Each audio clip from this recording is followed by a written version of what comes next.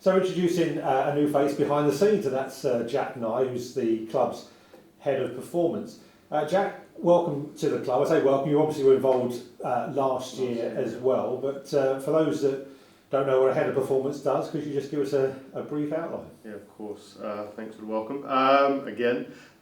So basically I take care of all like kind of the fitness aspects for the whole of the first team, the recovery, all the morning stuff, so activation work that we're doing, just basically getting them ready for the session and the day ahead, making sure that we minimise the risk of any kind of injury. So we also take a look at their GPS data, so their little pods that they wear in the back, so we can analyse how much workload that they're doing, making sure that they aren't working too hard, which may fatigue the players, and again cause injury and cause them to break down. And also at the same time, we don't want them that they're not working hard enough and giving them anywhere to kind of hide. So analysing that data, putting it all together with the rest of the team, making sure that they're just fit and ready for the session and for the games when they come around.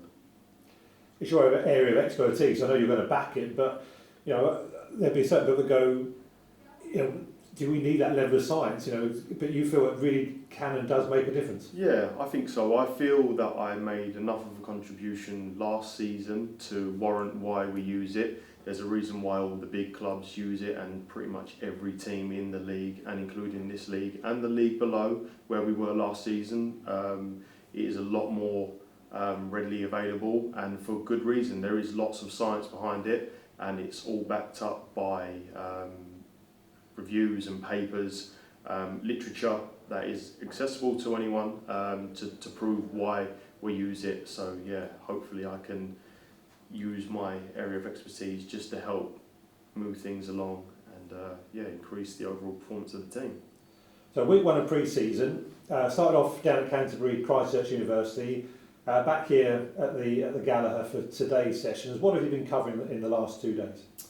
So we've been covering a number of things. So yesterday we done some kind of individualised testing on their power outputs, their balance.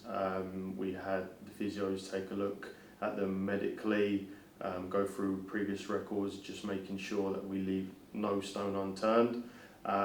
Just making sure that, again, if there's something that is kind of an imbalance or something we're not getting the kind of results that we want, we can then say, okay, let's explore why are we not getting the results we want, and again, just so that we can compare it to last season's data as well, and seeing if we are progressing, which we hope we would, and so far so good.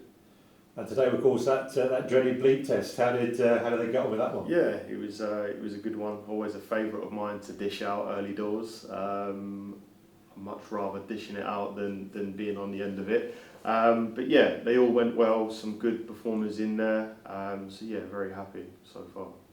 And again, I guess that's something you do. Is that repeated later in pre-season to see how progression? Ideally, yes. So that we can basically get a baseline aerobic fitness for each of the players, because they all get a score.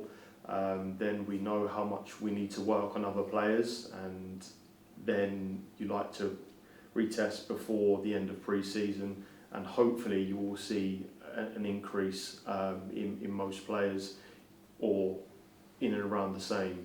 We've got problems if anyone goes backwards, of course, but yeah, you like to think that all would perform on the same sort of keel or better.